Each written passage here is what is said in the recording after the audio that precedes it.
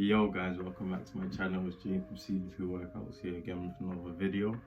Apologize for my background recently because obviously I haven't really had my lighting and everything in place, so I have to use natural lighting from the windows, and the only way I can get it right was from this position.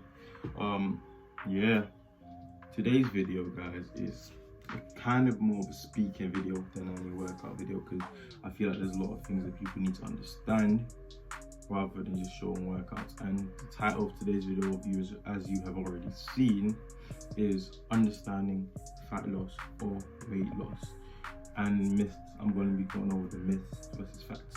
First things first, before people underestimate my knowledge, I do biology, psychology, and A-level PE, and also do loads of research outside of things. So what I'm telling you is from my research, and I know in the fitness industry there's loads of stuff you can hear that's basically BS.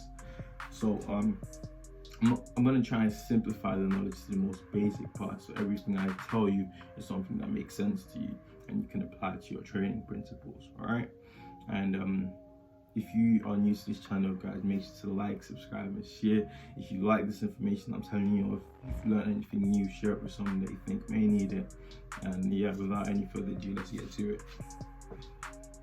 The basic and most standard principles I want to go over as I explain this is to do with four major keywords. One is your basal metabolic level, which is basically how much or how many calories you burn from not doing anything. Like on a standard day, you just doing you without any extra exercise or all sorts, is how much calories you burn. For some people obviously it's more, and for some people it's less, to do with genes and all of that, but that's different. Then is your energy intake, which is basically how many calories you take into you, that's converted to energy obviously. Then there's energy expenditure, which is how much you burn.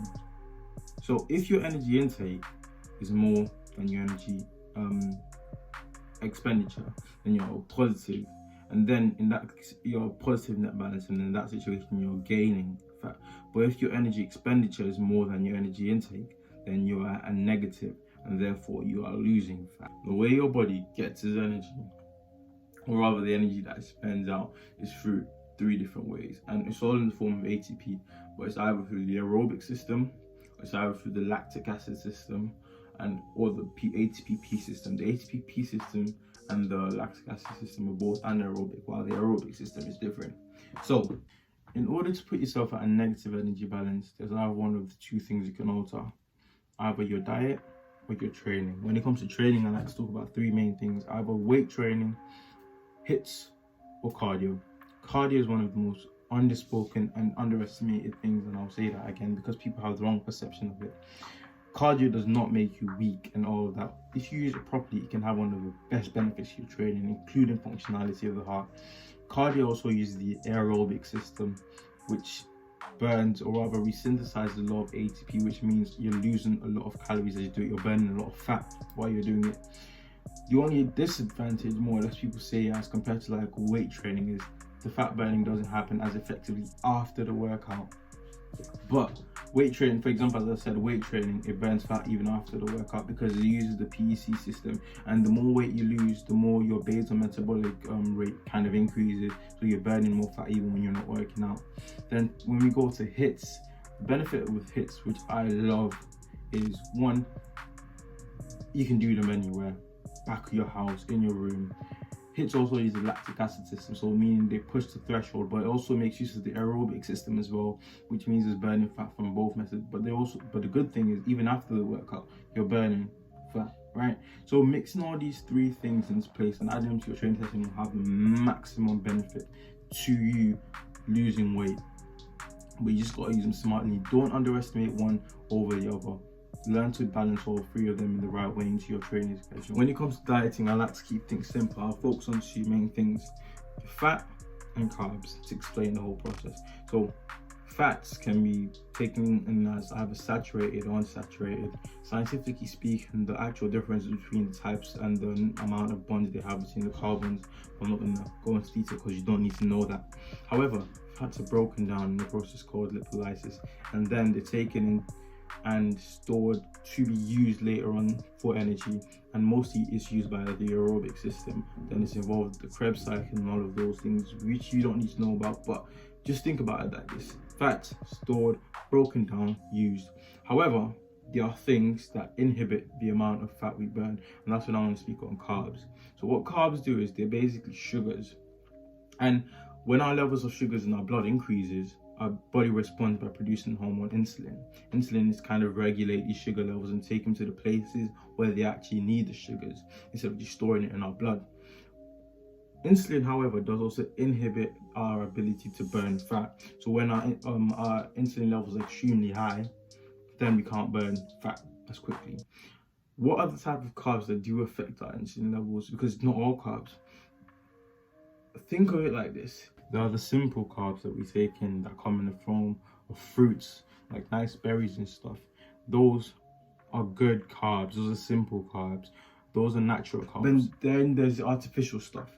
So when you take stuff like ice cream and like all these processed foods and stuff like that, if you get what, when you start taking stuff like that, those excessively increase your insulin levels. However, simple things don't increase your insulin levels that much.